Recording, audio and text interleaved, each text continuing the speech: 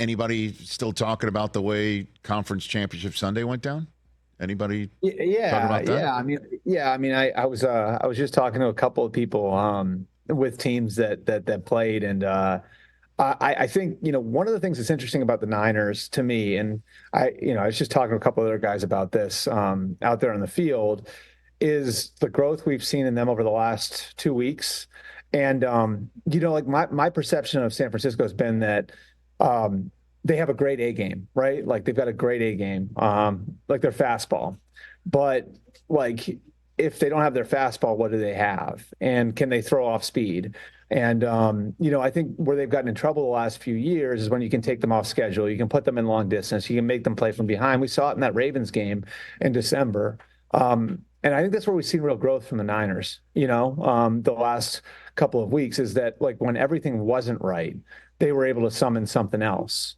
And it sounds funny because they've been good for a while now, like, as a four NFC title games in the last 5 years. But I think you did see some growth there. And then, the other piece of it is like, my goodness, Patrick Mahomes, like the trajectory that he's on, it's pretty crazy how he's been able to lift a team that maybe isn't quite what the team he played on the last 4 years, 5 years were, and get them to the biggest stage in the sport. So, what about the teams that didn't make the Super Bowl? What about the teams that lost? I guess is a better way to just quickly say it. Anyone talking there about Dan Campbell's decision making, Albert? Anybody? I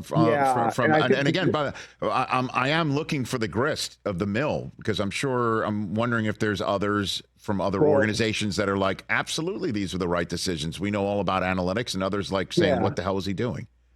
I'll get to that too, but like I do think one thing that's sort of interesting about it is like what Dan Campbell said at the end of the game, like where it was like very honest, like this could be our only shot. And then you see like both his coordinators are interviewing with the Commanders, and then you look at the Ravens and Mike McDonald is interviewing with the Seahawks, and so there's definitely that piece of it, like where it's like both those teams had great opportunities and those aren't there anymore. As for Detroit specifically, when we're talking about the decision making.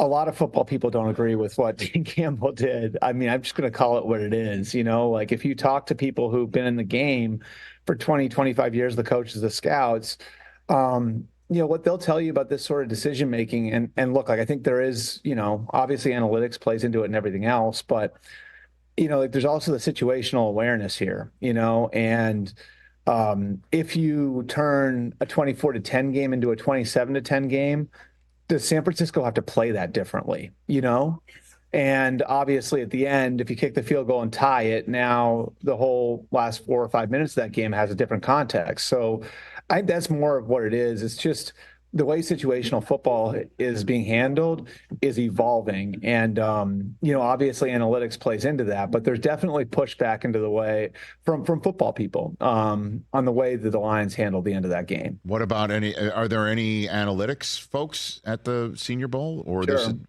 Sure. And I found like talking to some of those people, like they're defensive, no, this is the right thing to do. My bigger question, Rich. So like I thought about this a lot the last couple of days, right? So you're in 4th and 3, okay? And then you look at the numbers, and the raw numbers give you a certain success rate, right? Well, tell me how many of those situations Patrick Mahomes was the quarterback or Tom Brady was the quarterback, Are those numbers that they're spitting out at us on the broadcast? Is it okay, like, well, teams are this successful in 4th and 3, but most of the teams that are in 4th and that are going for it in that situation have elite quarterbacks. So does that skew it? What are the conditions of the game? What's the score? Like, and that's the thing. I think, like, that's the thing, like, that Belichick was always so good at, right? It was mixing, like, probability with feel. And I think that there's a middle ground there, right? Like, the famous story was a Super Bowl 49, right? The Seahawks game where Bill looked over at the other sideline and said, it just doesn't look right over there. I'm going to let the clock run. I'm going to force them to make the decision here, So I think it's almost like it's an argument between art and science. And I think that there's some